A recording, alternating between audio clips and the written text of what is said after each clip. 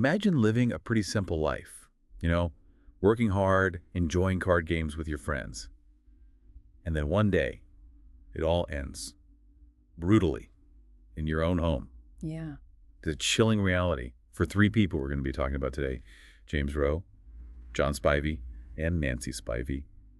Their unsolved murders in a St. Petersburg apartment back in 1991 are what we're diving into today. This case, it's so interesting how an ordinary setting, a small one-bedroom apartment, becomes the backdrop for a truly horrific crime. We're going to try and piece together what happened, using police reports, witness accounts, and there's a particularly poignant interview with John Spivey's daughter that we'll look at. Really sad.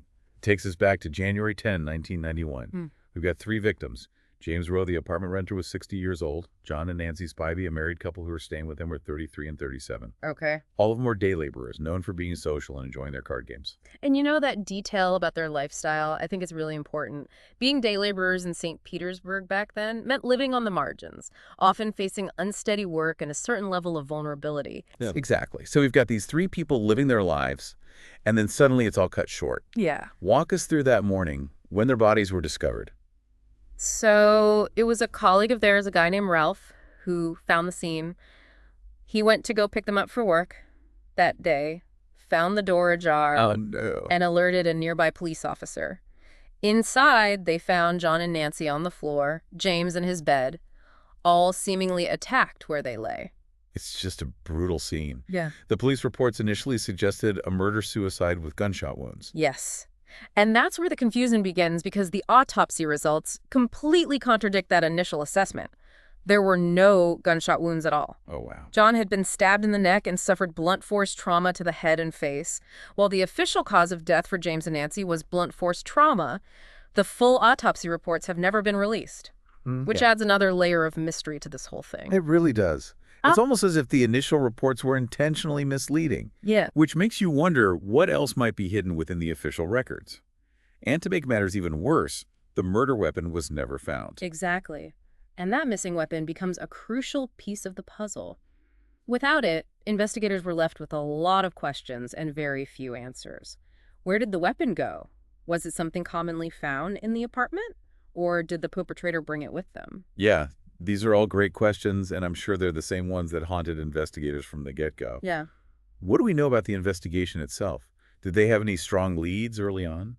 Initially, they focused on the victims' social circles, especially those who frequented their card games. Neighbors described James as a generous person who often let people stay at his apartment, suggesting he might have been too trusting. The Spiveys were known to have arguments, especially when alcohol was involved, adding another layer of complexity to their relationships and potential motives. So right away, we kind of have this image of a somewhat chaotic household with people coming and going and the potential for conflict. Yeah. Did any of those initial leads pan out? Not really. Robbery was quickly ruled out as nothing of value seemed to be missing from the apartment.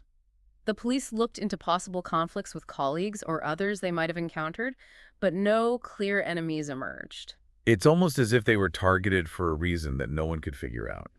That's the really perplexing aspect of this case. There are these hints of trouble in their lives, but nothing concrete enough to point to a motive.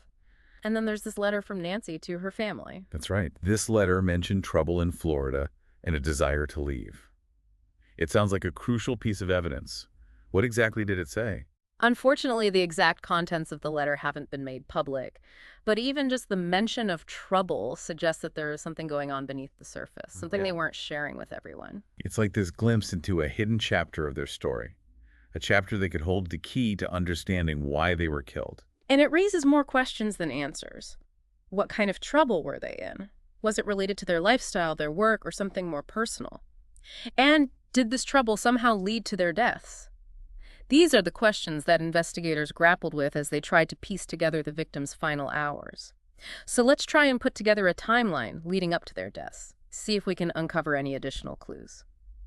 The last known sighting of John and Nancy alive was at a convenience store on the evening of January 9th. Witnesses reported seeing them arguing. Arguments, especially in public, can certainly attract unwanted attention. Do you know what the argument was about? Sadly, no. The witnesses didn't overhear the specifics of their disagreement, but later that same night they hosted a card game. At their apartment, guests described a peaceful gathering leaving between 11 and 11:30 p.m. So sometime between 11:30 p.m. and 5:30 the next morning when Ralph made that horrific discovery, tragedy struck. Exactly. And remember, they were seemingly attacked where they lay, suggesting they were caught off guard. Does that indicate they knew their attacker? Someone they felt comfortable enough to let your guard down around? That's a chilling thought. It also adds another layer to the potential motives. Was this a crime of passion? A sudden eruption of violence within their social circle? Or was it a planned attack? Someone waiting for the right moment to strike? And this is where the investigation takes an interesting turn. Remember how the initial police reports labeled the victims as street people? Yeah, and that always struck me as dismissive, almost dehumanizing. It is. And it contrasts sharply with the testimonies of those who knew them well. Neighbors and friends described James as kind and generous, often going out of his way to help others. They painted a picture of the Spiveys as hardworking individuals who, despite their struggles, were trying to make a decent life for themselves. It's a reminder that labels can be misleading, and that judging people based on their circumstances can obscure their true character. Absolutely. And it makes you wonder if that initial label of street people influenced the investigation itself. Did it lead to assumptions about their lifestyle, their connections, or their potential involvement in criminal activity? That's a crucial point. If investigators went into this case with preconceived notions, it's possible they missed vital clues or overlooked important leads. And that brings us to the criticisms that have been leveled against the investigation, particularly in comparison to other high-profile cases in the area. Right. There was an article comparing this case to the murders of a tourist and her daughters, which received significantly more attention and resources. Exactly. And it raises uncomfortable questions about whether biases played a role in how this case was handled. Did the victim's socioeconomic status influence the level of effort put into solving their murders? It's a tough question to ask, but it's one we need to confront if we want to ensure that justice is applied equally, regardless of someone's background or social standing. And it's a question that John Spivey's daughter Alana has been asking for years. She has been a tireless advocate for her father, speaking out about the lack of progress in the case and the emotional toll it's taken on the families. It's heartbreaking to hear her talk about the void left by her father's death and the feeling that justice hasn't been served. Her perspective is essential.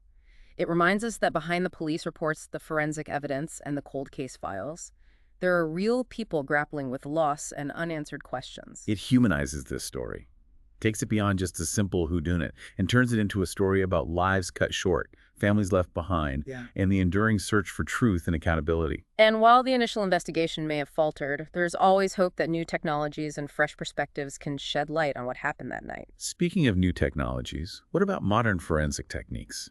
Could they hold the key to cracking this case? There was some hope in 2019 when DNA evidence was retested. Okay. Unfortunately, it didn't lead to any significant breakthroughs, but that doesn't mean all hope is lost. So what exactly could modern forensic techniques offer in a case like this? What kind of evidence could be re-examined? Well, for starters, there's the potential for advanced DNA analysis. Techniques like touch DNA analysis, which can identify DNA profiles from even the slightest contact, could reveal who handled the murder weapon or other key pieces of evidence. Microtrace evidence like fibers, hairs, or soil particles could also provide valuable insights. It's fascinating to think that even after all these years, there could be microscopic clues just waiting to be discovered. And then there are the advancements in crime scene reconstruction and digital forensics. Using modern software and modeling techniques, investigators could create a more detailed and accurate picture of what transpired that night. If there were any electronic devices present, even outdated ones, they could potentially be analyzed for data that was previously inaccessible. So even though the case went cold for a long time, there's still potential for new discoveries. Absolutely. And Detective Pavelski, who's been assigned to the case since 2020, is determined to explore every avenue. He's revisiting the evidence, re-interviewing witnesses, and looking for any inconsistencies or overlooked details. It's encouraging to know that someone is still actively working on this case, determined to find answers. And he believes that sometimes all it takes is a fresh perspective, a new way of looking at the evidence to make a breakthrough. He's hoping that by bringing this case back into the public eye, someone out there might remember something, some seemingly insignificant detail that could crack the case wide open. It's amazing to think that something small, something dismissed as unimportant years ago, could be the key to solving this case. Are there any examples of that happening in other cold cases? Cases where like a tiny little piece of information turned out to be crucial? Oh, absolutely. There have been so many cold cases where a seemingly trivial detail, like a specific type of car spotted near the crime scene or an overheard conversation, ended up being the missing link. Sometimes it's just a matter of connecting the dots, of finding the right person who remembers that crucial piece of information. It shows you how important collective memory is Mm. and the importance of never giving up hope, even in cases that have gone cold for decades. Yeah, and it highlights the importance of bringing these cases back into the public consciousness, engaging the community in the search for answers. Someone out there might have a piece of the puzzle without even realizing it. Speaking of pieces of the puzzle, there's one detail that's been bugging me. We mentioned that robbery was ruled out pretty early on, but we also learned that James, the apartment renter, was known to carry large amounts of cash. Didn't that raise any red flags for investigators? It did. And while the initial investigation didn't find any evidence of theft, it's possible that something was overlooked. Perhaps the perpetrator was more skilled at concealing their actions.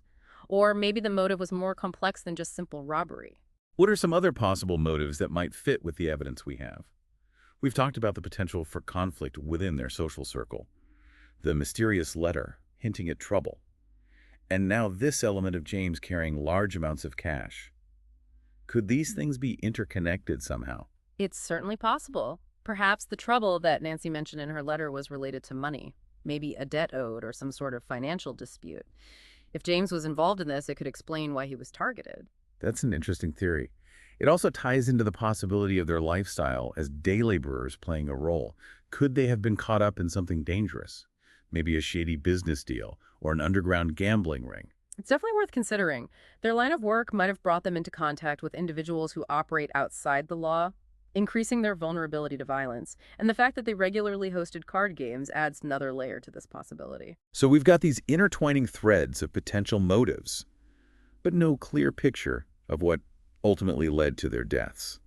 What do you think is the most important takeaway for our listeners, those who might be hearing this story for the first time? I think the most important takeaway is that even the most ordinary lives can be touched by tragedy, and that sometimes the search for answers can be long and frustrating. But it's a search that should never be abandoned. We owe it to the victims, to their families, and to ourselves to keep these stories alive, to keep asking questions, and to demand accountability. Exactly. And that's where our listeners come in. If you were in St. Petersburg back in 1991, if you knew James, John, or Nancy, even if you just remember something that seemed a bit odd or out of place, please don't hesitate to contact the authorities. You might think your information is irrelevant, but even the smallest detail could be the missing piece that helps investigators crack this case.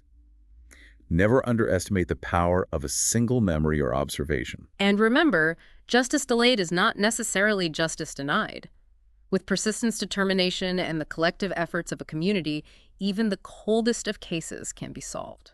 So as we conclude our deep dive into the unsolved murders of James Rowe, John Spivey, and Nancy Spivey, we want to leave you with a sense of hope. Hope that one day the truth will be revealed and justice will be served, and hope that by sharing this story, by keeping their memory alive, we can contribute to that outcome. These three individuals, despite their struggles, deserve to have their story told, their lives remembered, and their deaths accounted for. Let's not let them be forgotten. Thank you for joining us on this journey into the heart of a cold case. And if you have any information that could help shed light on this mystery, please reach out to Detective Pavelski or your local Crime Stoppers. Together, we can make a difference.